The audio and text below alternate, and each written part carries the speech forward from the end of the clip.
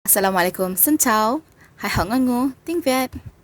Hari ini kita akan masuk sedikit lagi ke bahagian perihal makanan, tekan tapi dalam bentuk ayat. Yang pertama, saya masak disebut sebagai tôi nấu, tôi nấu, tôi nấu.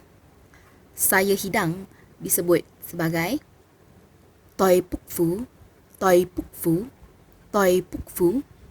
Saya makan disebut sebagai tôi ăn, tôi ăn.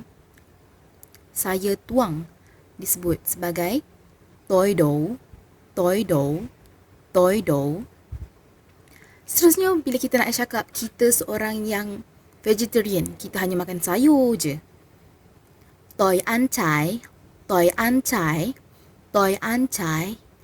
Dan bila kita jenis yang memilih, tak nak makan sayur, kita akan sebut tôi không ăn cháo, tôi không ăn cháo, tôi không ăn cháo. Dan bila orang tu dia jenis makan kosher foods je, jenis makan makanan Jewish macam ni, disebut sebagai tôi chưa ăn thức ăn kosher tôi, tôi chưa ăn thức ăn kosher tôi, tôi chưa ăn thức ăn kosher tôi. Dan bila kita kata kita tak makan daging lembu, kita akan sebut tôi không ăn thịt bò, tôi không ăn thịt bò, tôi không ăn thịt bò. Dan bila kalau kita Muslim dan kita tak boleh makan daging babi ataupun daging khinzir, kita akan sebut ayat ni. Tôi không ăn thịt heo, tôi không ăn thịt heo. SV bermaksud South Vietnamese dan NV bermaksud North Vietnamese.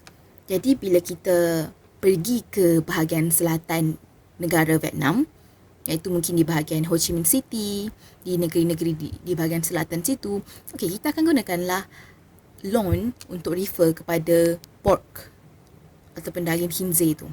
Jadi kita akan sebut tôi không ăn thịt lợn, tôi không ăn thịt lợn. Beralih kepada jika anda seorang Muslim ataupun orang Islam.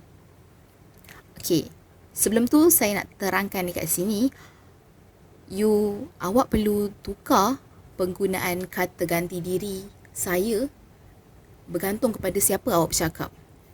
Jika individu yang anda berkomunikasi itu tuanya setahun hingga 15 tahun, anda harus gelar diri anda sebagai Dan jika ia tua lebih daripada 15 tahun, mungkin makcik-makcik atau pakcik atau atuk, kita boleh gelar diri kita sebagai kon ataupun chow. Alright, bila kita nak cakap I am a Muslim and only eat halal food, apakah antara ayat-ayat dalam bahasa Vietnamese yang boleh kita guna bila kita berada dekat negara sana? Antaranya ialah tôi là người đạo Hồi và chỉ ăn đồ halal tôi. Tôi là I am, saya ialah. Ngoi itu adalah orang ataupun rakyat ataupun refer kepada orang. Dao hoi va.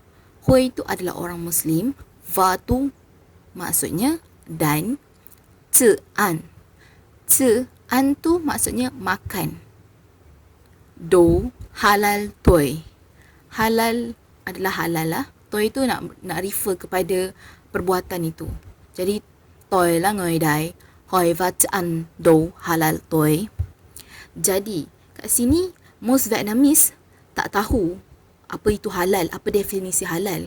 Diorang tahu, mungkin ada yang tahu, Muslim, orang Islam tak boleh makan daging babi. Tetapi mereka tak tahu apakah yang membuatkan daging itu menjadi halal. Jadi kalau anda nak guna perkataan ni dekat Vietnam, agak susah untuk difahami bagi orang sana dan ataupun untuk cari makanan halal itu sendiri. Jadi, let's say kalau kita nak terangkan dekat orang luar what is halal food, kita boleh kata it is of a meat from an animal that has been slaughtered according to Islamic law. Maksudnya daging ataupun haiwan yang disembelih mengikut syariat ataupun hukum-hukum Islam. Jadi anda boleh sebut Được lắm thịt tiểu dưới loạt hồi giáo. Được lắm thịt tuổi dưới loạt hồi giáo. Được lắm thịt tuổi dưới loạt hồi giáo. Jadi itu sedikit sebanyak perkongsian tentang perihal makanan. Jadi terima kasih. Cảm ơn. Hãy học ngôn ngữ tiếng Việt. Salam Junior Fashion. Salam from us to you.